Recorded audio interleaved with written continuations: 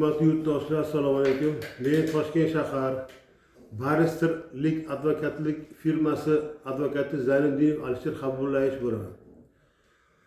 Muqaddam O'zbekiston Respublikasi Ichki ishlar vazirligi tergov tizimidan nafaqaga chiqib, advokatlik faoliyati bilan 17 yildan shug'ullanyapman. 2024-yil oxirlarida men Chinoz tumani prokuraturasi ish yurituvidagi bo'lgan Gravita MChJ mas'ul xodimlariga nisbatan to'plangan hujjatlar bilan hujjatlar yuzasidan ularning rahbarlarini himoya qilish uchun shartnoma asosida advokatlik orderi bilan ishtirok etdim. Ishtirok davomida haqiqatdan shu karyerdan shu qum-shag'al ko'lab olish bilan shug'ullanish maqsadida ochilgan MChJ ishlamaganlik faoliyati bo'yicha Davlat soliq inspeksiyasi tomonidan berilgan ma'lumotlar o'z tasdig'ini topmadi va ushbu holat bo'yicha Chinoz tumani prokuraturasi tomonidan jinoyat ishini qo'zg'atishni rad etish qarori qabul qilindi. Lekin bir necha vaqt o'tgandan so'ng ushbu qaror bekor qilinib, Gravita MChJ rahbar xodimlariga nisbatan O'zbekiston Respublikasi Jinoyat kodeksining 184-modda 3-qismi bilan jinoyat ishi qo'zg'atildi. Ya'ni nalog yo'nalishi bo'yicha. Tergov davomida barcha holatlar o'rganildi, guvohlar so'roq qilindi. Ish yuzasidan mening himoyam ostida bo'lgan Gravita MChJ rahbar xodimlari haqiqatdan ushbu MChJ ochganligi, lekin litsenziya olingandan so'ng 2 yildan oshiq davomida Chinoz tumani hokimligi tomonidan foydalanishga qaror chiqarib berilmaganini ko'rsatib o'tdilar va ushbu holat tasdig'ini topdi. Tergov davomida holatlar barcha qonun doirasida o'rganib chiqildi, lekin Davlat soliq inspeksiyasi tomonidan va o'sha Toshkent viloyati hududiy tog' inspeksiyasi tomonidan asossiz ravishda xulosalar taqdim qilindi tergov organiga. Bularni tegida ma'nosi nimaligini ham tushunmay yetmadim. Lekin keyingi proseslarda ushbu holatga oydinlik kiritildi. Kimnidir interesi bu yerda borligi. Sababi haqiqatdan Gravita MChJ shu belgilangan davr orasida ish faoliyatini olib bormagan. Sababi u uchun karyerga tushish mumkin bo'lgan avtomobil yo'li mavjud bo'lmagan.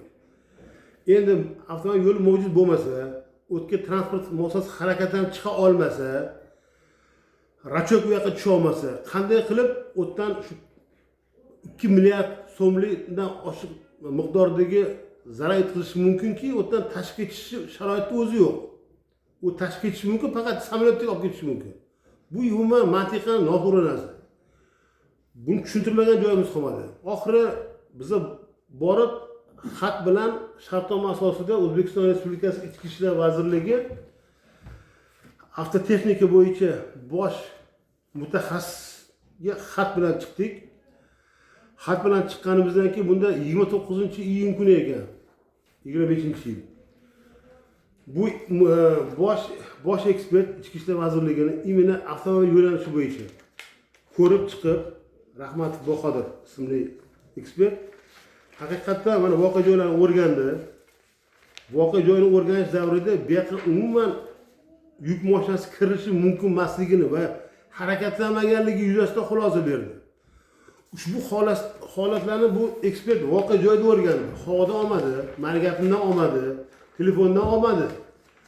Chunki bu yuk tashuvchi mashina o'ziga yarasha og'ir vesga, vaznga ega.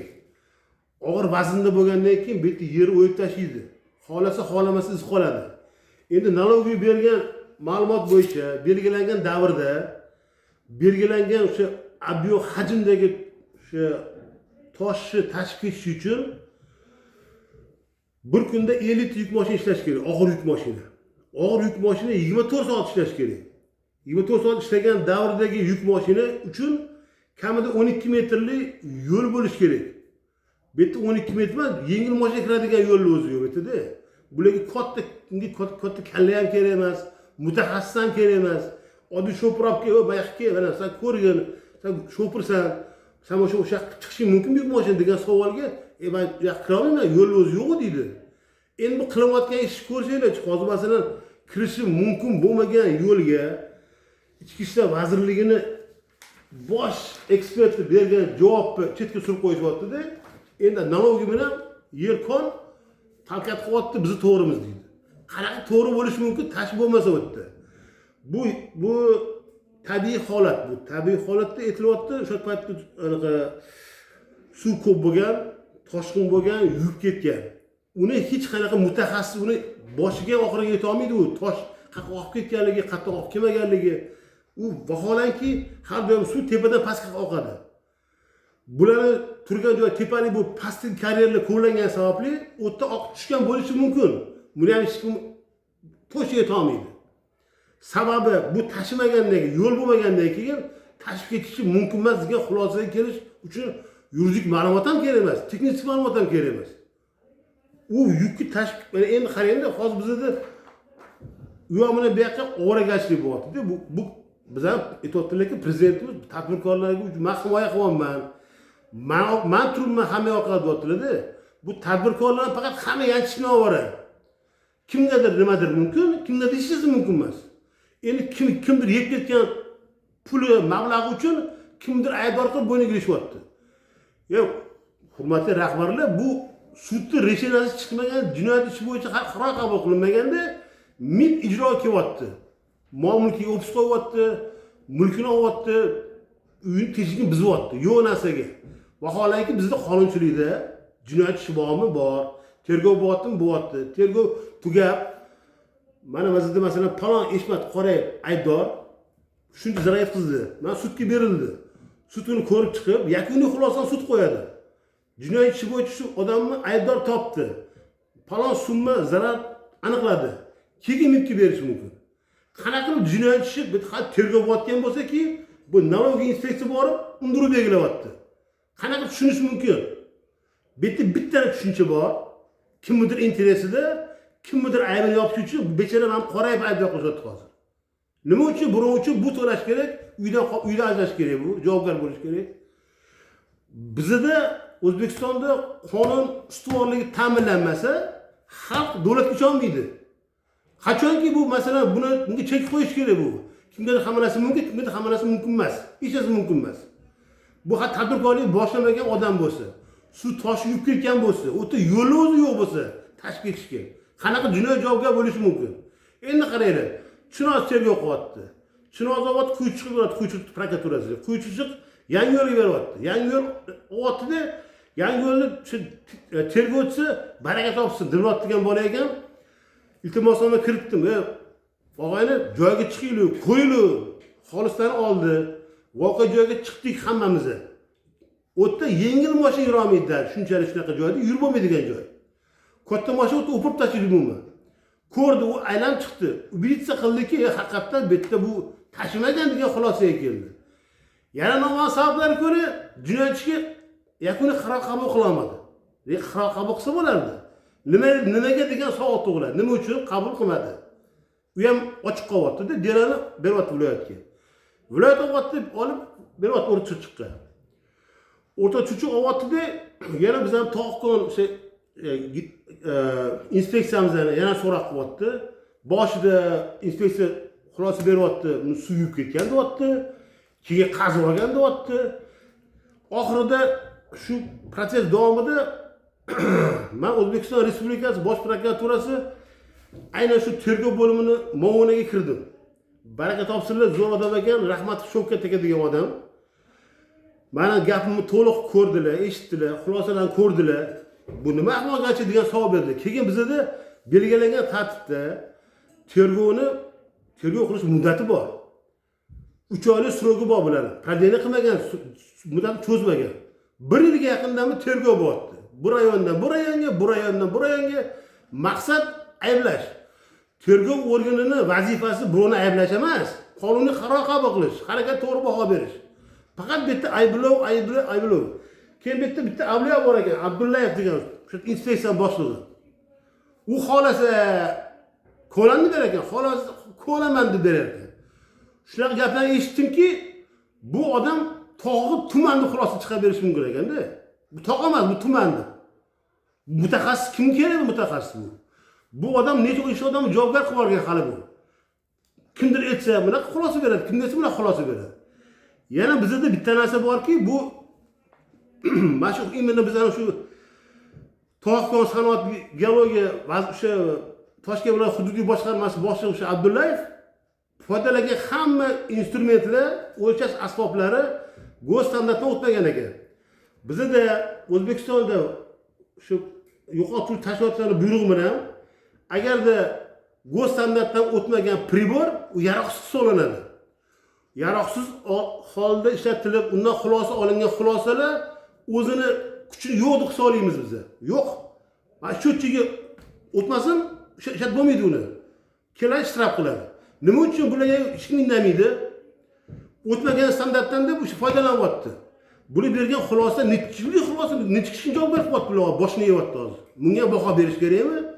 Kimdir kimi bo'lgani uchun unga hech kim indamaydi yoki bu ijro organimi bu? Nima bu? Karantinli organimi bu geologiya? Xolasa ular xulosa beradi, hozir bundan xulosa beradi. Bunga chora qo'llash kerak. Mani himoya mosida odam 1 yildan beri it ovora, ishga ham bora olmaydi. U yoqqa chaqiradi, bu yoqqa keladi, uni qog'oz.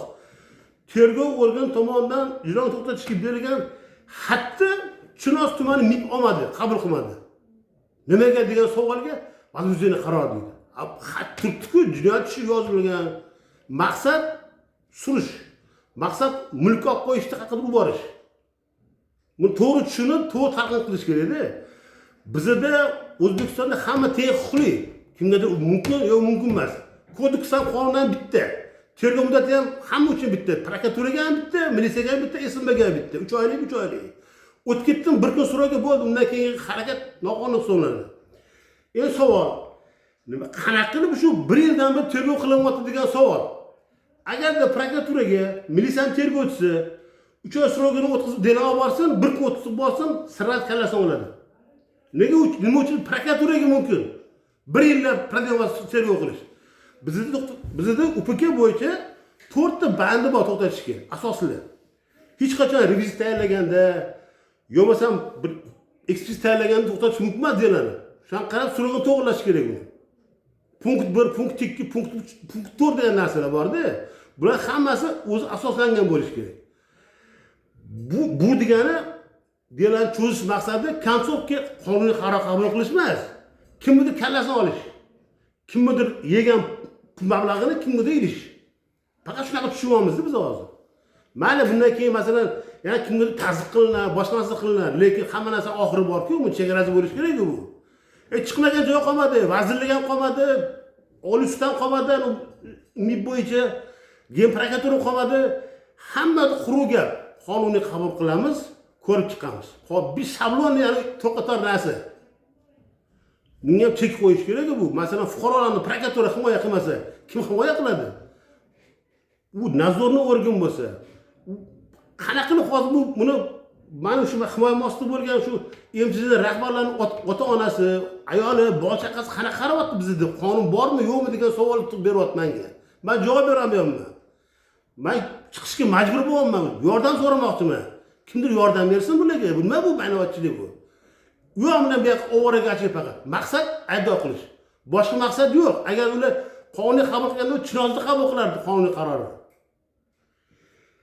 Mana prezident talabini prokuratura o'zi buzyapti.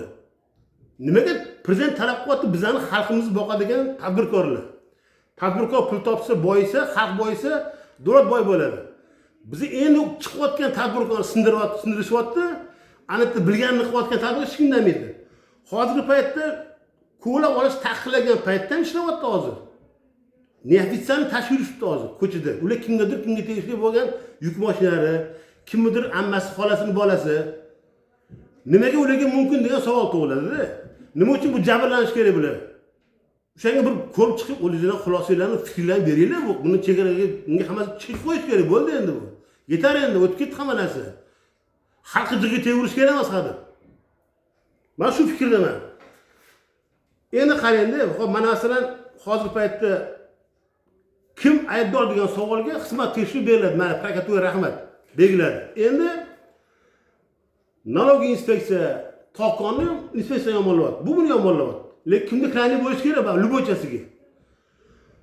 Masalan, o'sha Abdullayev degan avliyo o'zini shaxsiy kontorasi u. Xohlagan xulosani beradi. Xolasi oq, xolasi qora qilib beradi. Bu odamga chora qo'llash kerak. Bu yerga hamma xulosani ko'tarish kerak. Nima uchun? Go'samdan o'tmagan оборудование bilan o'sha asbob bilan xulosa bergan bu birinchidan. Ikkinchidan nima uchun bitta joyga 3 xil xulosa beradi. Bittasida ko'lam olgan, ko'lam olinmagan deyapti. Yana ko'lam olingan deyapti. Значит, bu mutaxassis emas-ku bu. Просто artist bu, o'yinchi bu. Ijrochi bu. Bunaqa ularni bunaqa ishga qo'yish kerak. Bunga bir o'sha Sattarov degan zamon bor ekan. Eng chista plotni o'sha ishdan bo'shatib yuborishdi. To'g'ri gapirish shu kelib. Bu Abdullayev dedi, xolasi tog'i ham yo'q deb beradi. Yo'q bo'lsa kerak bo'lsa men tog' bor edi deb beradi deyapti. Bitta abaroni o'tmagan deyapti.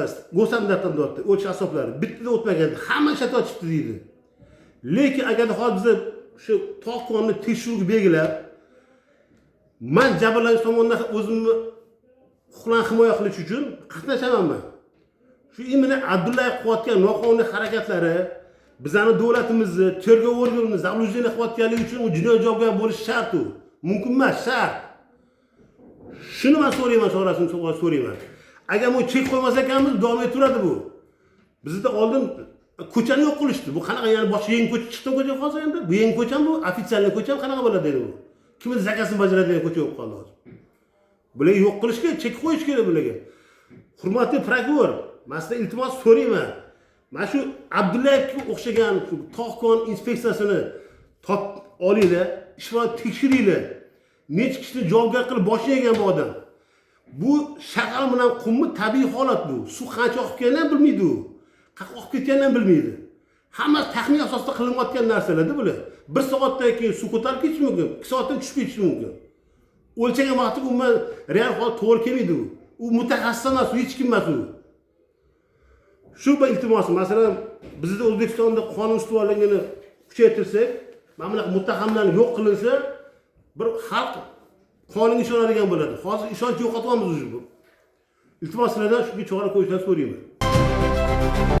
Tadbirkor yo'liga to'siq bo'lishni davlat siyosatiga xiyonat deb qabul qilamiz bundan keyin. Hamma qabul qilayotgan masalalarimiz bu tadbirkorlarga juda katta yo'l ochib berish. Juda ko'p tadbirkorlarni shu vaqtgacha o'zimiz qiynadi, qonunlarimiz qiynadi, muhit qiynadi. Bizdagi hozirgi bizda ota-bobomizdan qolgan, bizda umuman O'zbekistonda bo'lgan boyligi hozirgi xalqimizda yashash darajasiga hech to'g'ri kelmaydi. Yana takror aytaman, tadbirkor yo'liga to'siq bo'lish davlat siyosatiga xiyonat. So'nggi yillarda mamlakatimizda tadbirkorlikni rivojlantirish davlat siyosatining ustuvor yo'nalishlaridan biriga aylangani barchamizga ma'lum. Davlatimiz rahbarining tashabbus va islohotlari tufayli bugun necha minglab tadbirkorlar uchun ortiqcha yuk bo'layotgan soliq va tekshiruvlar yengillashtirildi. Faoliyatini boshlash va barqaror olib borish uchun zarur bo'lgan huquqiy, tashkiliy yordam berish jarayonlari soddalashtirildi. Byurokratik to'siqlar olib tashlandi. Eng muhimi, tadbirkorlarga nisbatan munosabat ijobiy tomonga tubdan o'zgarmoqda. Endilikda sohaning har qaysi vakili iqtisodiy taraqqiyotning lokomotivi sifatida emin-erkin faoliyat yuritmoqda. Natijada milliy iqtisodiyotimiz rivojlanib, aholi turmush farovonligi sezilarli darajada oshmoqda. Biroq guruch kurmaksiz bo'lmaydi deganlaridek, hayotda konsepsiya va amaliyot o'rtasidagi qarama-qarshiliklar hamon uchrab turibdi. Ayrim hududlarda qonun ustuvorligi va adolat tamoyillari to'liq ishlamayotgani, tadbirkorni himoya qilish o'rniga unga yangi to'siqlar yaratilayotgani ham achinarli holat. Haqiqat.uz tahririyatiga Toshkent viloyati Chinoz tumanida faoliyat yuritayotgan Gravito mas'uliyati cheklangan jamiyati rahbari Sanjar Kariyevdan kelib tushgan navbatdagi murojaat ana shunday muammoni o'zida namoyon etadi. Murojaat asosida tahririyatimiz jurnalistlari vaziyatni joyida o'rganishga qaror qildi. Surishtiruvimiz davomida rasmiy idoralar tomonidan olib borilayotgan ishlarning ayrim jihatlarda shaffoflik yetishmayotgani, tadbirkorning e'tirozlari e'tiborsiz qoldirilayotgani aniq bo'ldi. Hozir mana biz ayni murojaat ortida voqea tafsiloti har tomonlama atrofli joyga chiqib o'rganish jarayonidamiz. Bo'lib o'tgan voqea tafsiloti siz ham biz bilan birgalikda kuzatishda davom etamiz. O'ylaymiz, bu holatlarda har tomonlama prokuror tomonidan qonun ustuvorni ta'minlashga alohida e'tibor beradigan umiddamiz. Mana siz o'zingiz yaqindan tanishtiring. Assalomu alaykum. Ismim Davron. Gravito MCJ korxonasini ishonchli vakiliman. Korxonamizda kirib kelish hududi shu yerdan boshlanadi. Hozir kirib kelish joyi bilan tanishtirib o'tamiz. Korxonamizda 2018-yili tashkil topilgan. Litsenziyamiz shu maydondan foydalanish bo'yicha berilgan ruxsatnoma 2018-yilda chiqqan. Qolgan yana ma'lumotlarni hozir hudud ko'rib chiqish, tanishtirish davomida yana hammasini bayon qilib, ochiqlab o'tib ketaveramiz. Korxonamizga kirib kelish hududda ko'rsangiz bo'ladi. Korxona mana bir aylana mana shu hududni olinadigan bo'lsa, birorta texnika yoki mashina tushishi iloji yo'q bo'lgan holatda turibdi. Birorta alomat yo'q. Bu yerda texnika ishlagani yoki qayoqdandir qaysidir yo'ldan tushib, boshqa qilib ko'langan alomatlar yo'q. Bu yerda suv havzasi bo'ylab suv oqimi katta kelgan. Suv oqimi katta kelganda daryo oqimi kirib bu hududlar bir 200-300 metrgacha qirg'oq bo'yi uzoqlikda bo'lgan. Bu bizning hududga biriktirilganda har yili mavsumiy bahor oyida keladigan suv oqimlari hududni yuvish davomida bu chegara hozir mana shu yergacha yetib kelgan. Buni kosmik fotosyomkalarda ham ko'rsa bo'ladi, bu holatda o'z isbotini topadi. Hozir mana chuqurligini ko'rib turibsiz. Kamida bir 6-7 metr chuqurlikda daryo bizga tegishli bo'lgan hududdagi bizni qazib olishimiz kerak bo'lgan qum shag'al aralashmalarini oqizib ketgan holati mana ko'rinib turibdi. Davom etamiz hudud bo'yicha yana tanishtirishni. Biz korxonamizni tashkil etilganda 2018-yilda To'xkon geologiya vazirlik tomonidan bizga litsenziya asosida 46 gektar hudud ajratilgan. O'sha davrlarda bizda korxonani rivojlantirish bo'yicha bank bilan kelishuvlar bor edi. Texnika, zamonaviy texnikalar olib kirish, uskunalar qo'yish, ishchi o'rin yaratish bo'yicha kelishuvlar, biznes rejalar bo'lgan. Qaysi bank bilan? Aynan. Bizda o'sha paytda Hamkor bank bilan bo'lgan. Hamkor bank bilan kelishuvlarimiz bor edi. Lekin litsenziya 18-yil chiqishiga qaramasdan litsenziyaga qo'shimcha ravishda yana hududiy hokimiyatdan shu yerda faoliyat yuritish uchun qo'shimcha qaror chiqishi kerak bo'lgan. U qaror biza 3 yil o'tgandan keyin 2021-yildagina oldik hududiy hokimiyat tomonidan. Oradagi bo'lgan muddat uzoq bo'lgani uchun bank bilan bo'lgan kelishuvlar, qo'shimcha o'sha asbob uskuna texnikalar olib kirilishi kerak bo'lgan hamma proyektlarimiz o'rtada amalga oshmay qoldi. 2021-yilda qaror oldik, lekin ish boshlashimiz uchun qo'limizda na texnika bor, na sex bor, hech narsa amalga oshira olmaymiz. Har yili bu yerda o'zini soliqlarini o'z vaqtida to'lab keldik. Yer solig'i hammasini to'lab, vaqtida to'lab, отчетlarini topshirib keldik va har yili biz o'zimizga yangi o'sha hamkor qidirishni boshladik, yangi bank liniyasini qidirishni boshladik. Yana o'sha texnikani olib kiramiz, qo'yamiz degan. Lekin orada 2023-yilda prezidentimiz tomonidan daryoni o'zanlarini himoya qilish bo'yicha moratoriy e'lon qilinishi ovozi bo'ldi. Moratoriy e'lon qilinadi. Daryoni ichida joylashgan qazib olishga ruxsati bor korxonalar faoliyat to'xtatiladi degan. 2023-yil ovozi chiqdi. Biz o'sha faoliyatni boshlashga ulgurmagan paytimizda chiqdi. Biz boshlamay turib 24-yilda yanvar oyida qaror chiqdi. 24-yil may oyidan kuchga kirdi. Bo'ldi. Daryo o'zaniga hech qanaqa qazib olish ishlari olib borilmasin degan qaror bilan prezidentimiz bizni boshlanmagan faoliyatimizni davom ettirishga o'sha hech qanaqa ruxsatnoma yo'qligini bilib, bu yerda biz o'zimiz mo'ljal qilgan proyektlarni amalga oshira olmadik. Orada 2024-yil avgust oyida bizaga ishlanmayotgan holatimizda Tog'kon geologiya inspeksiyasi tomonidan tekshiruv chiqdi. Aloqaga chiqishdi, sizlarga korxonangizga tekshiruv chiqqan deyishdi. Hududingizga yetib keldi deyishdi. Biz joyimizga yetib keldik hududga. Hududga yetib kelgan paytimizda ular o'zligini tanishtirishdi. Biz ulardan so'radik, tekshirish maqsadi, nima maqsad tekshirilyapti? So'ralgan paytda tekshiruvga kelishdi. Tekshiruv bo'yicha biz ma'lumot so'radik. Nimaga asosan, nima tekshiruv bo'ladi? DXXni inisiativasi bilan hududiylar geologiya inspeksiyasi tomonidan tekshiriladi deyishdi. Biz qarshilik bildirmadik. Men tekshiruvga rozimiz dedik. Bizga lekin tekshiruvda ombudsman tomonidan berilgan ruxsatnomani ko'rsatishmadi. Tekshiruvlarni qayd qilish elektroniy kitobiga ham tekshiruv qayd qilinmadi. Kelishdi, tekshirishni boshlashdi. Markshida borlar bilan hudud bo'yicha tekshiruv o'tkazildi. Tekshiruv tugallangandan keyin natijasiga chaqirishdi. Natijasiga borganimizda da'vatnoma tuzilgan. Da'vatnoma tuzilganda o'sha bizani hudud bo'yicha o'sha mavsumiy suvlar oqimi kelganligi hisobidan 409 ming kuba farq aniqlanyapti deb aytishdi. Farq biza sira so'radik. Farq qanaqa ma'noda? Biz qazolmaganmiz, bu yerda hududda ish faoliyati olib borilmagan biz tomonidan. Bu yerda постоянный har doim biz qarab tekshirib yurganmiz, hech qanaqa qazilma ishlari yo'q degan ma'noda ularga aytganimizda, ular aytishdi, o'shaning uchun sizlar qazib olmaganini biz bilamiz deyishdi, bilyapmiz. O'shaning uchun imindan o'sha 409 ming chiqqan kubaga biz qazib oldi emas, farq chiqdi deb belgilab ketyapmiz deb bizga tushuntirishdi. Biz mayli dedik, farq chiqayotgan bo'yicha deyishdi, bu qazib olindi degani emas. Bu prosta farq chiqyapti bo'ldi. Buni keyin biz isbotini o'sha suv oqizib ketganligi to'g'risida beramiz deyishdi. Biz xo'p dedik, da'vatnoma chiqdi.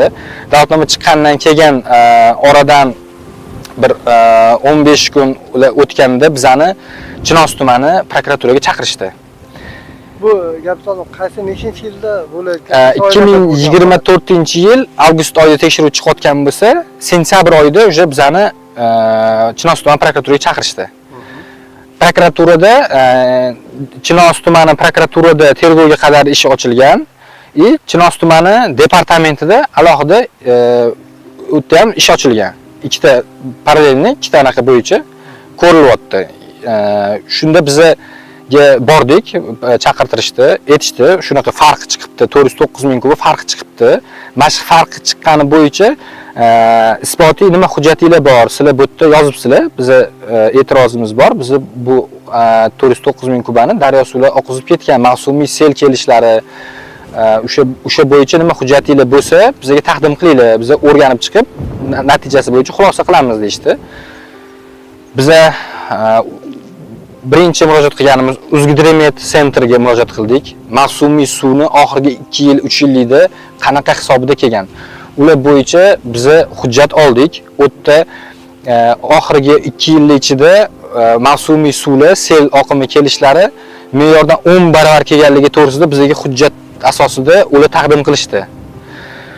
Undan keyin ikkinchi murojaat qilgan organimizda Kosmik tadqiqotlar instituti bor ekan. Yuqoridan har bitta hudud bo'yicha bo'layotgan o'zgarishlarni fotosuratlari bo'yicha bizga ular bilan do'g'ur qildik.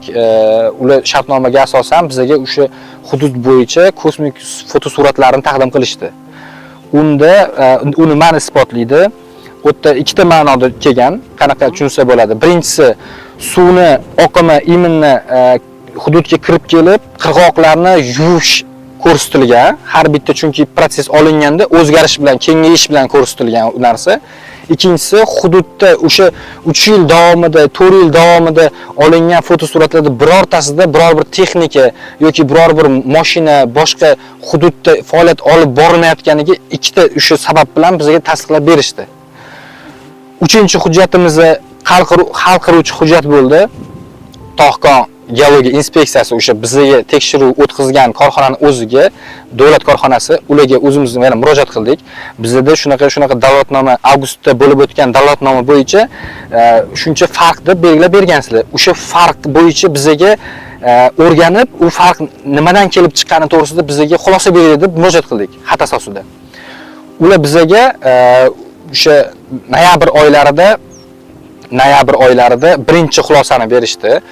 Shu daryoni oqimi, mavsumiy suv, sel oqizish sabablariga ko'ra hududdagi qirg'oqlarda yuvilish hosil bo'lgan hisobida qirg'oqdagi o'sha tafovut, farq aniqlanayotganini daryo suv oqimlari yuvib ketgan to'g'risida bizga xulosa berishdi. Biza bu hamma xulosalarni olib Chinoz tuman prokuraturasiga taqdim qildik. Chinoz tuman prokuraturasi o'rganish davomida Mark Schneider botdagi faoliyat yuritgan bolalarni chaqirtirib, ulardan ham ko'rsatma olishib, shu holat bo'yicha nima o'zingizlar baho beringlar, qazib olingan alomati bormi, yo'q suv oqizib ketgan alomati bormi degan xulosani ulardan olishgan. U yerda xulosada ham qaror anaqasini ko'rsataman sizga, nusxasini beraman. U yerda ham ko'rinib turibdi. Qazib olinish alomatlari yo'q, daryo oqizib ketish alomatlari aniqlandi deb ko'rsatma berishgandan keyin bizga bergan taqdim qilgan hujjatlar bilan Mark Schneider olib borilgan hujjatlarni qo'shib tergovga qadar proses yopildi. O'z tasdig'ini topmadi qazib olingan degan. Savol tug'iladi. Ayni 2024-yil dastlabki tergov jarayoni bilan bo'lib o'tgan ekan, to'g'rimi? Shu jarayonda prokuratura tomonidan hamda mahalliy organ, surishtiruv, tergov departamenti tomonidan holat joyiga chiqib o'rganildimi? U bo'yicha Chinoz tumani departamentining rahbari o'zlari xodimlari bilan chiqib, joyni o'rganib, kirish joylari, butun territoriyani aylanib chiqdilar. Qayerda agar qazilgan ishi biror bir alomatlari bo'lsa, shunga qarab yana xulosa chiqariladi degan ma'noda o'rganishdi, lekin hududda o'zingizlar ko'rib turibsizlar, birorta joyda bir texnika tushgani yoki qazib olingan alomatlar yo'qligi uchun joyga chiqib o'rganib, bu ham bir xulosa chiqarishligiga u ham o'zligi uchun dalil bo'ldi. Kelib ko'rib o'rganishdi u bo'yicha. Demak, fursat topib joyga chiqib, barcha holatlar atrofchi har tomonlama o'rganildi. Shunda haqiqatan ular kuzatish jarayonida o'rgangan jarayonda albatta ular berilgan ayrim ma'lumotlar o'z tasdig'ini topmadi, to'g'ri. Bundan keyingi holat nima? Yana bu davom etadi. Keyingi holat bo'yicha yanvar oyida 2025-yil yanvar oyida holat bo'yicha bizga yana prokuratura organidan, qaysi prokuratura?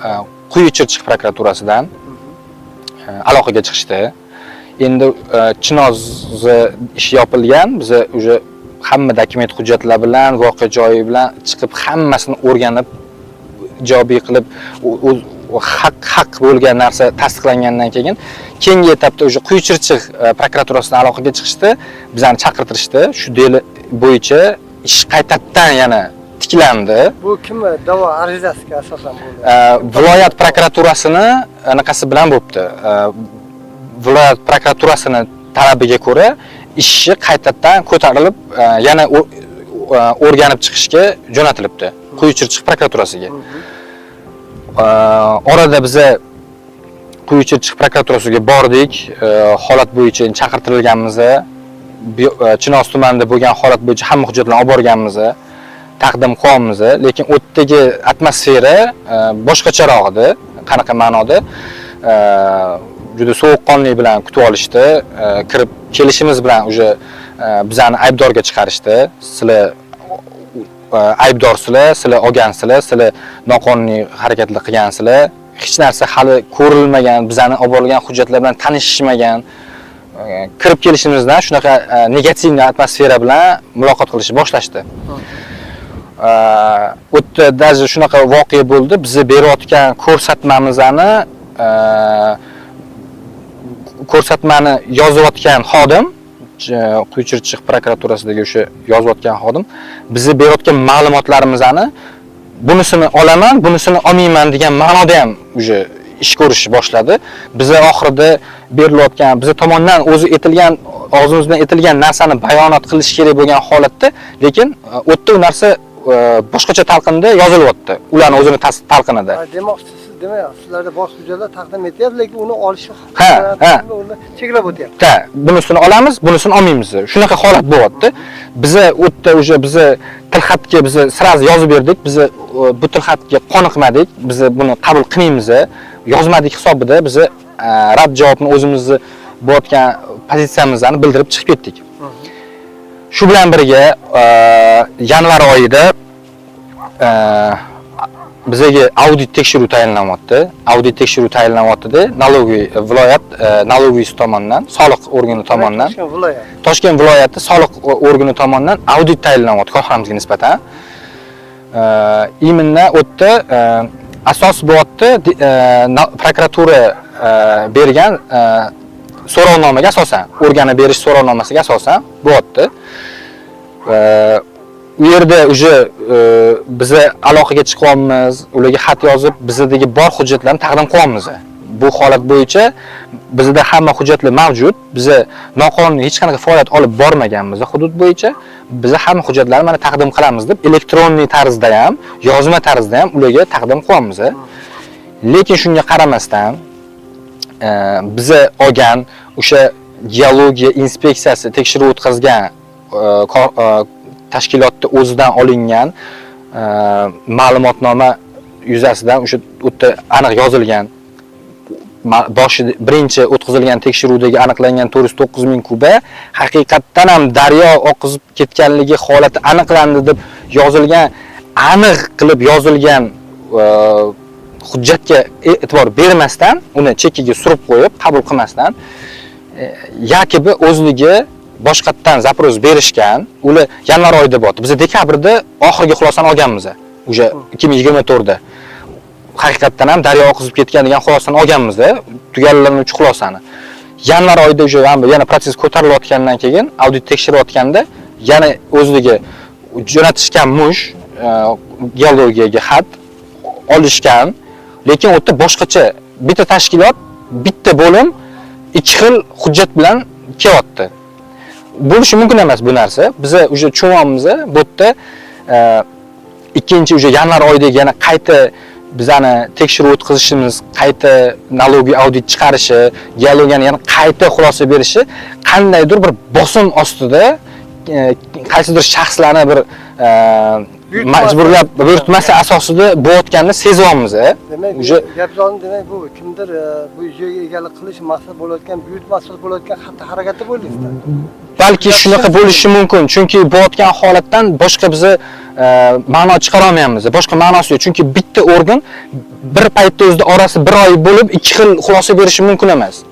Birinchi xulosa bizda o'rganishlar bilan bo'lgan xulosa u. Ikkinchi safar chiqishganda ham o'sha dekabr oyida ham chiqib, holatni o'rganib, joyini o'rganib, boshqatdan hamma dokument xulosa, o'sha kosmik tadqiqotlarni fotosyomkalari bilan ular hisoblab, suv oqimlari bilan tezliklarini hisoblab qilingan narsa-da. Yanvar oyidagi shunchaki 3 kunning ichida biz ishtiroksiz joyga chiqish yo'q, berilayotgan xulosa bo'lyapti. Lekin negadir audit bizani asosiy hujjatlar hammasini qabul qilyapti. Faqat o'sha bitta soliq, viloyat soliq bergan o'zligini so'rovnomasiga asosan olishgan hujjatni olyapti-da. Bizani aybdor deb topishyapti-da. Prokuraturaga yana xulosa chiqarib berishyapti. Bular mana olishgan ekan degan ma'noda. Davronbek hozir ayni mana shu holatga kelib chiqishi ortida, ya'ni dastlabki 2000-yil litsenziya olgansizlar? 2018-yil olingan. 2018-yil mana maxsus o'sha poliler bo'yicha hamma ekologiya boshqarib berilgan litsenziya olyapsiz, to'g'rimi? Qancha vaqt oralig'idan keyin hokimning qarori qabul qilindi? Hokimning qarori 2021-yilni oxirlarida chiqdi. Demak, har mana 2 yil vaqt oralig'ida shunaqa mana mahalliy hokimiyat qarori olyapti. Shu vaqt davomida tegishli tartibda shu hokimiyatga men litsenziya oldim, faoliyatimni boshlashim kerak, vaqt o'tyapti. Normal hujjatlarni tegishli texnikalarni o'zini sifatini yo'qotyapti deb murojaat bilan chiqqanmiz. Biz murojaat bilan chiqqanmiz bir necha marta. Hudud bo'yicha o'sha paytda aytilgan joy ajratishga hali limitimiz yo'q, u joylar hali o'rganilmagan, ruxsatnoma berishimiz uchun vaqt oladi deganlar bo'lgan. Orada bizga taqdim bizani immuniy faoliyatimiz karyer bilan bog'liq bo'lgani uchun bizga hudud shu yerdan kerak. Bizga boshqa joylardan hudud taklif qilishgan, shahardan o'sha esimda qolgani kutubxona boshqa maqsadida yer ajratiladi, qurib uni bitkazib berasizlar, lekin yonidan sizlarga yer ajratamiz. Bizning sohamizga shaharda joyi yoki qanaqadir bir markaziy joylarida faoliyat yuritib bo'lmaydi. Bu yerdan biz qazib olingan qum shag'allarni shahar markaziga olib bora olmaymiz seximizga. Imminni bizga hududni o'zidan joy ajratib berib, ularga tushuntirib, o'sha narsani ruxsatnomasini olguncha bo'ladigan protsessda 2 yildan oshiq muddat o'tib ketdi. Yo'q, bu sana berayotgan litsenziya o'z navbatida sizga ruxsat asosida beriladi. To'g'ri. Litsenziyani uni o'rganmaydi, tekshirib turib litsenziya berilmaydi. To'g'ri, to'g'ri. Bu o'z o'rnida bir vaqt o'zi litsenziya olgandan keyin siz to'liq huquqqa ega bo'lyapsizlar. Nechta gektar yer maydonsi? 46 gektar 46 gektar yerni ajratishgan bizga. Ayni o'sha litsenziya olgandan keyin albatta ma'lum misol bir oy deylik, 2 oylik deylik, shu vaqt ichida mahalla hokimiyat tomonidan litsenziya asos sizga qaror qabul qilib berish kerak edi qaror. Shunaqa. Lekin bir necha murojaat qilishga qaramasdan, demak bu shu o'z vaqtida sizga qaror qabul qilinmadi. Undan keyingi kelib chiqqan mana shu o'z majburiyat boshqa holatlar mana shu holatlarga kelib taqaldi, to'g'rimi? To'g'ri, to'g'ri. Asosiy sabab shu bo'ldi. Mana haqiqatan bu real sababligi ko'rinib turibdi-yu. To'g'ri. 3 yil muddatda biz ko'p narsa yo'qotdik-da. Bizda mana shu hududda biz litsenziya asosida olishdan oldin bu yerda geologiskiy mana shu mashabbiylardan shu sani hududlarga yaqin hududda. Mana shu hududlar ham bizani hududlarga kiradi. Mana hududda ko'ryapsiz. Biror bir texnika tusha oladigan sharoit bu yerda mavjud emas. Chunki faoliyatni boshlay olmadik biz.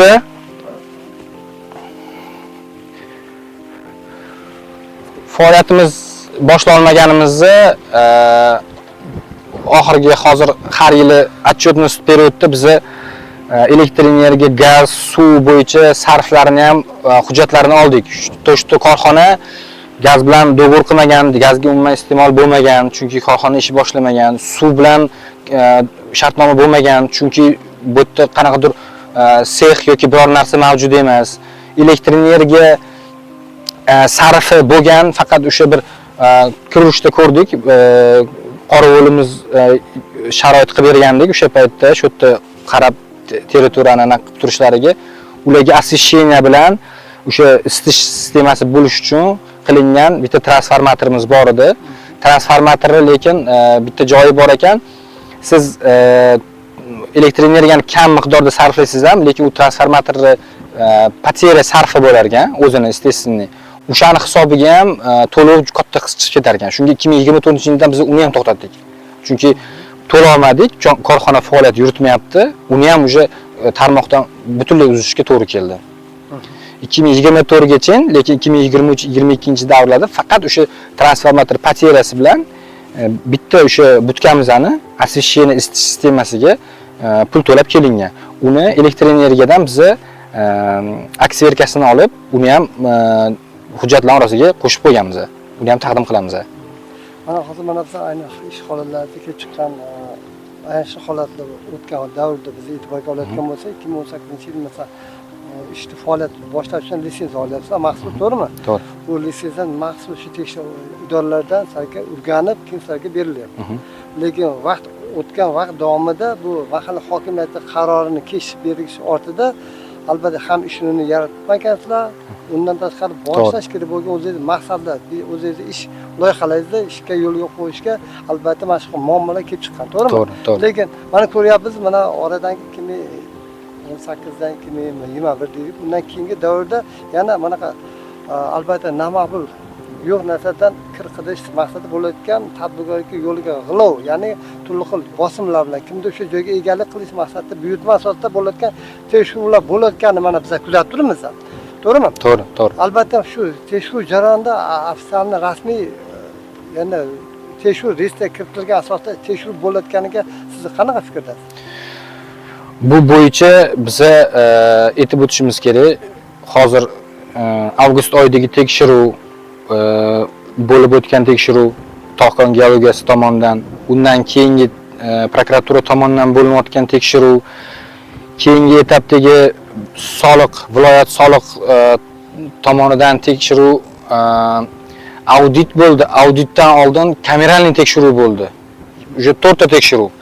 Hozirgi bo'lib o'tayotgan taftish tekshiruvi 5 ta tekshiruv ketma-ket davom etayotgan bu 5 ta tekshiruvning birortasida bizaga na ombudsman ruxsati tekshiruv bo'yicha tadbirkorni na elektronniy tekshiruvlarni hisobga olish reyestrini to'ldirish bo'yicha birortasida bizada o'sha organlar tomonidan, tashkilotlar tomonidan o'sha narsa bizga taqdim qilinmadi. Demak, taqdim etilmadi. Albatta bu ba'zida yo'qligi mahsusa holatni kuzatib bildirayotgan fakt-da bu. Shunaqa. Hozir kecha kunduzda holatlar qanday to'xtamga kelmoqda? Hozirgi holat bizani ishimiz bo'yicha hozir prokurordan so'rab qolgan bo'lardik. Bizlarni hudud Chinoz hududida joylashgan.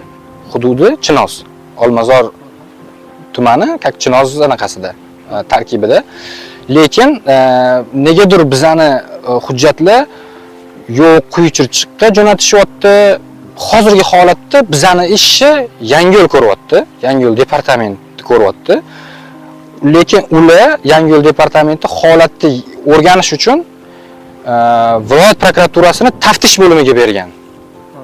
Hozirgi holatda taftish 2 kun bo'ldi mana, chaqirtirishdi, bizga qaror bilan tanishtirishdi. Viloyat prokuraturasida viloyat soliq bilan birga hamkorlikda taftish tayinlangan. O'sha hozirgi protsessda endi o'tda muddati 1 oy davomida deyilgan. O'sha taftish o'tish protsessida turibmiz hozir. Endi mana gapiz savol tug'iladi. Albatta o'z o'rnida tadbirkorda bu hududi bu ayni Chinoz hududida joylashgan. Shunaqa. Voqea tafsilot to'g'rimi? Bu Chinoz yuqori Chirchiq hududida emas u. Shunaqa. Shundan kelib chiqqan holat o'zingizda o'sha da'vo arizalaringizni berdingizlar. Nega xususlarda hududlarda kelib chiqqan holat Chinoz hududida bo'ladi. Yuqori Chirchiqda emas, Yangiyo'lda emas, to'g'rimi? Shu bo'yicha talab asosida aynan shu Chinoz hududida o'zi mahalla organ tomonidan ko'p chiqish masalalari bo'yicha fikrlar bildirdingizlarmi? Og'zaki fikr bildirdik, lekin yozma fikr hal bildira olmadik. Mana endi xudo xolisa, hozir taftish o'tayotgan davomida biz yozmalar ravishda ham uni bildiramiz. Bizning iminni hududiy o'sha prokuraturaga biriktirib berishlarini so'rab, biz yozma ham murojaat qilamiz. Lekin og'zaki murojaat qilganmiz. Viloyat prokuraturasiga borganda ham, Quyi Chirchiq prokuratura chaqirilganda ham aytdik. Biz hududiy sizlarga hech qanaqa aloqamiz yo'q.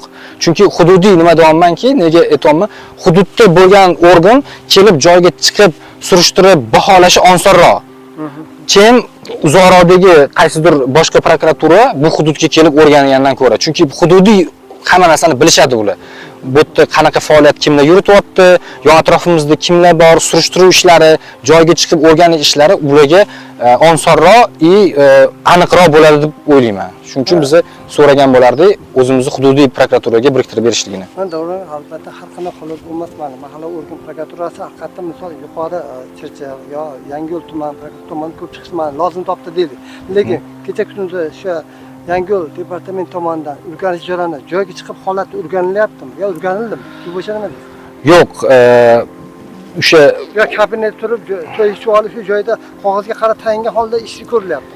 Birinchi Chinoz tumani tekshiruv prokuratura organlari tomonidan tekshiruv bo'lganda joyga chiqib o'rganilgan, joy bo'yicha fotosuratlar olingan, hamma bizani o'sha ma'lumotlarimizga qo'shilgan, xulosalar berilgan, lekin undan keyingi bo'layotgan mana qayta yana hozir bizani tekshiruvga javobgarlik qilishmoqchi bo'layotgan tekshiruvlar bo'layotgan Yangiyo'l yoki viloyat prokuraturasi tomonidan hali joyga chiqib hech qanaqa o'rganishlar bo'lmadi.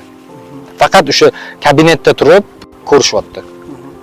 Demak, mana biz siz bilan biz murojaat orqasida joyga chiqib voqea tafsilotini joyiga haqiqat ko'z ortida men joyga chiqib ko'ryapmiz, to'g'rimi? O'rganib fikringizni men eshityapman. Shundan keyin holda mana hozir bu bo'yicha albatta prezident tadbirkorlar har bitta faoliyati qonun doirasida prezident e'tiborida deydi, to'g'rimi? Shundan keyin holda mana shu holda albatta balkim O'zbekiston bosh prokurorda prokuror e'tiborida bo'lmasligi mumkin. Shu bilan birga prezident tomonidan ham balki bu holatlar yetib bormagan holatlar kuzatish mumkin-da. Shundan keyin O'zbekiston bosh prokuroriga hamda O'zbekiston Respublikasi prezidentiga qanaqa murojaatingiz bor? qanaqa holatlar bo'yicha o'zi fikr mulohaza yetkazmoqchisiz? Ushbu holat bo'yicha tadbirkorlarning himoyasi avvalambor prezidentimiz Shavkat Miromonovich sizga murojaat qilaman. Tadbirkorlarning himoyasi meni o'zimni zimmamda degansiz, qo'rqmasdan faqat rivojlantirishni o'ylaydi degansiz. Iltimos qilib qolardik, holat bo'yicha mana tanishtiryapmiz, kelishsin, o'rganishsin, lekin haqiqat qaror topsin. Shu yana qo'shimcha qilmoqchiman bosh prokurorimizga. Bosh prokurorimiz ham ushbu holat bo'yicha ma'lumotga, mana shu hozirgi berayotgan ma'lumotlarimizga asoslanib bir xabardor bo'lsalar, holatni bir o'zlari kontrollariga olsalar, shu holat bo'yicha biz aybsizligimizni уже bir necha bor isbotlab berdik. Lekin qaysidir shaxslar, qaysidir bilmaymiz bizga qorong'i bo'lgan tomonidan o'sha tashkilotlar bosim o'tkazib, xulosalarni o'zgartirib, boshqatdan bizani nohaq, aybsiz aybdor qilishmoqchi-da. Shu holat bo'yicha biz faqat yordam so'rab, ishonib kutib qolamiz. Xudo xolasa. Assalomu alaykum. Men ismim Davron. Men Gravito MCJ korxonasini ishonchli vakiliman. Bu meni ikkinchi murojaatim bo'ladi. Hozir aytib o'tgan advokatimizning gaplariga qo'shilgan holda men o'zim qo'shimchamni qilmoqchiman. Shu murojaatimiz nimadan iboratki, bizga shu tayyorlangan tekshiruv jarayonida tekshiruvni xulosasidan tortib hozirgi kungacha bo'layotgan holatlar hammasi qonunga zid tarzda olib borilayotgani va 1 yil mobaynida bizada hech qanaqa asossiz bitta bir yolg'onchi odamni bir ko'rsatmasi bilan aybsiz aybdor qilib topishga harakat qilishyapti. Endi bizani korxonamizga hozirgi holatdan hujjatlardan ko'rinib turibdi, buyurtma asosida bo'lyapti. Aybsiz aybdor qilishmoqchi buyurtma asosida. Endi buyurtma qanchalik hozir qonundan ustunmi degan savol qo'yilyapti. Buyurtma shu darajada qonundan ustun turib, uni amalga oshirish kerakmi? Biz chunki aybsiz bo'lib turib, biz o'sha kimdir aytgan gapiga qilib aybdor topishni qanchalik to'g'ri bo'ladi degan savol bo'lyapti. Bizada birinchi bu holat bo'yicha Chinozda ochilgan jinoyatga qadar o'rganish ishlarida jinoyat alomatlari topilmay bu yopilgan ishni qayta yana oradan 1 oy, 1,5 oy muddat o'tgandan keyin Yangiyo'l tumani prokuraturasida qayta ish yana ko'rishga ochilyapti. Jinoiy ishi ochilib, yana surishtiruv ishlari boshida Chinozda ko'rsatma bergan shu Geologiya qo'mitasi inspeksiyasi rahbari Abdullayev suv oqizib ketganligini tasdiqlangan ko'rsatmalar negadir yana ikkinchi Yangiyo'l tumani tergov bo'limi ochilgan surishtiruvlarda teskarisiga уже yo'q bular aybdor ekan degan xulosa berilyapti. Qayta har bir tumanga o'tganda ko'rsatmalar o'zgarib boryapti. Shunga hayron bo'lamiz. Bu yerdan ko'rinib turibdi, shu buyurtma asosida yopilishi kerak bo'lgan, hech qanaqa bizda ayb bo'lmagan holatda yana bizani aybdor topish uchun qayta harakat qilishyapti. Hozirda biz holat bo'yicha yakuniy qarorni kutyapmiz. 1 yil bo'ldi, hali ham chiqqani yo'q yakuniy qaror.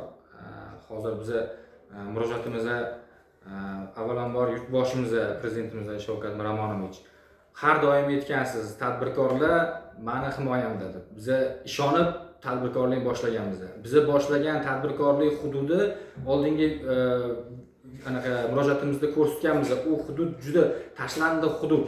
Tashlandi hududni o'sha joyga obodonlashtirib, ishchi o'rin yaratib, o'sha joy bir chiroyli holatga keltirib, davlatimizga ham soliqlarni o'z vaqtida o'sha yerdan kelgan daromaddan to'lab, ham davlatni rivojlantiraylik, ishchi kuch yarataylik degan maqsadda biz bir tashlandiq joylarni olib obodonlashtirishga bel bog'lagan tadbirkorlarni nega bunaqa hali ishni boshlamasimizdan bizning oyog'imizga bolta urib, shu balki joyimiz kimdirga qizuv bo'ldi, kerak bo'ldimi, shu buyurtma asosida joyimizni olishmi maqsadligi biz tushunmaymiz.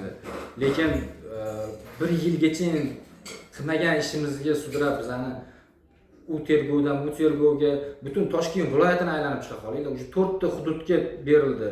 Chinozga, Yangiyo'lga, Quyichirchiq, O'rtachirchiq, orada viloyat anaqa, yana qaysi viloyatimizda tumanlari qoldi? Yana bizni bormagan hali bizni hayronmiz hozir bo'layotgan holatga-da. Har bir tumanga berilganda ish Chinozga berildi. Chinoz tumani ko'rdi, joyiga chiqdi, departament rahbari o'rgandi. Ha, to'g'ri, hech qanaqa bu yerda noqonuniy ishlar olib borilmagan dedi.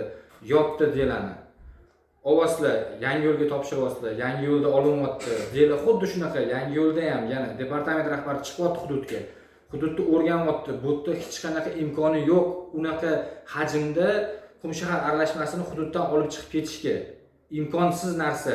Muddat juda qisqa ko'rsatilayotgan muddatligi. Mashincha muddatda 1 yil muddatda sizlar Mamincha Kubani olib chiqib ketgan, u 10 yil muddatda ham olib chiqib ketilib bo'lmagan hajmni ko'rsatyapsizlar.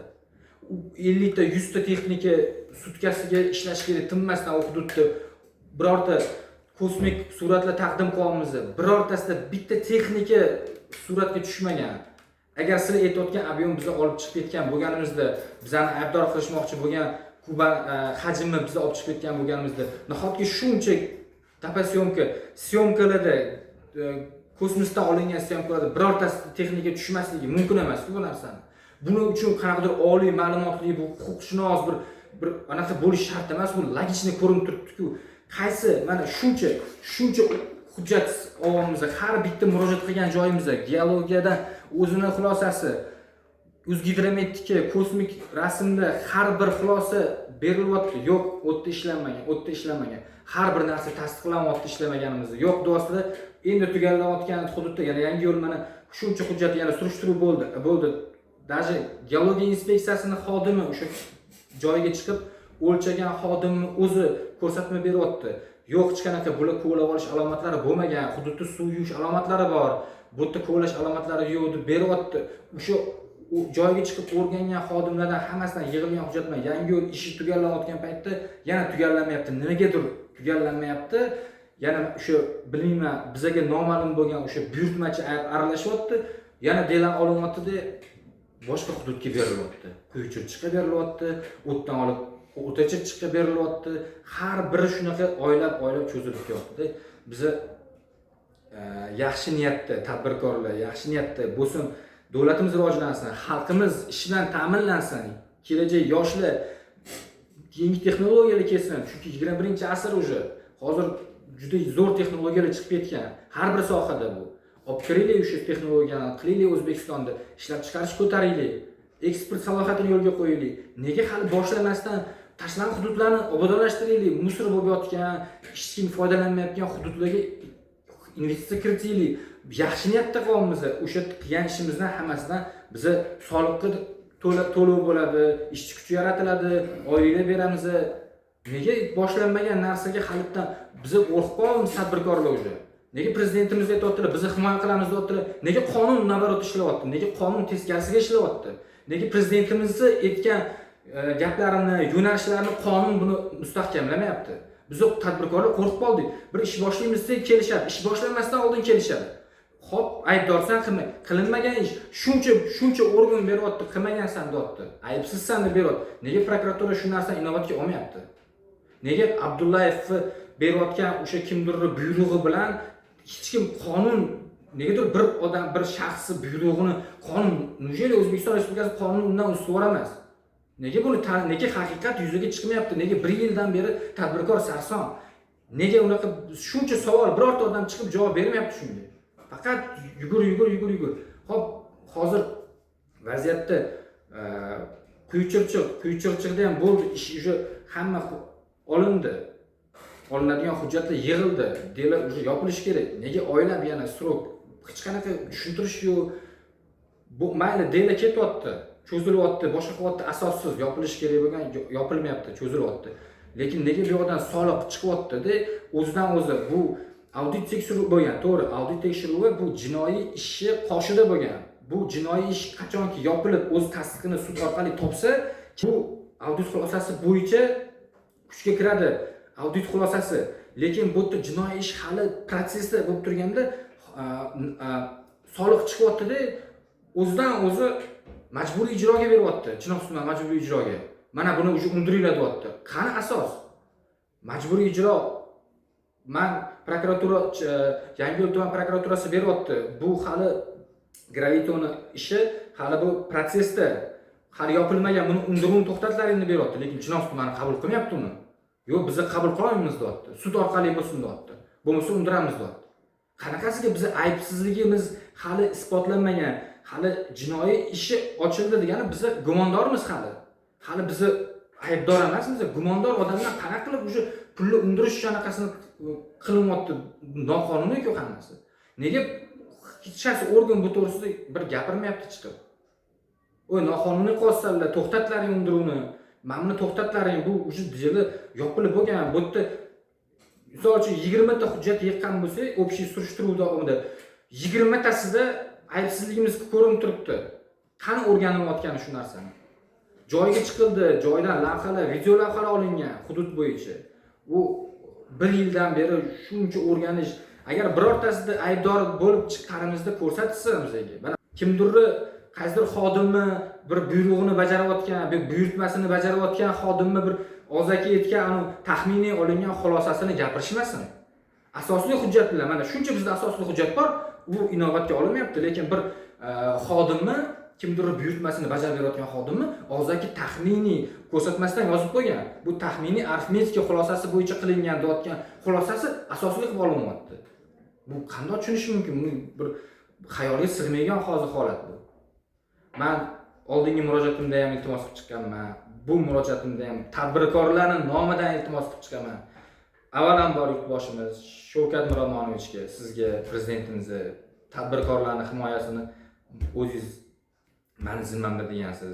Biz qiynalib ketdik 1 yildan beri. Juda halovat yo'q, na xonadonimizda, na boshqa ishlar to'xtagan, hamma juda yaxshi niyat bilan boshlangan narsalar to'xtagan, tadbirkorlik qilishga qo'rqib qolingan, qo'y qilma shu narsani, qo'y qilma degan narsa bo'lib qolgan. Iltimos qilib qolaman. Bosh prokurorimizdan iltimos qilib qolaman. O'zbekiston Respublikasining bosh prokuraturasini departamentini, MOVni rahmat, sizdan iltimos qilib qolaman. Sizga rahmat. Biz advokatimiz bilan sizga murojaat qildik.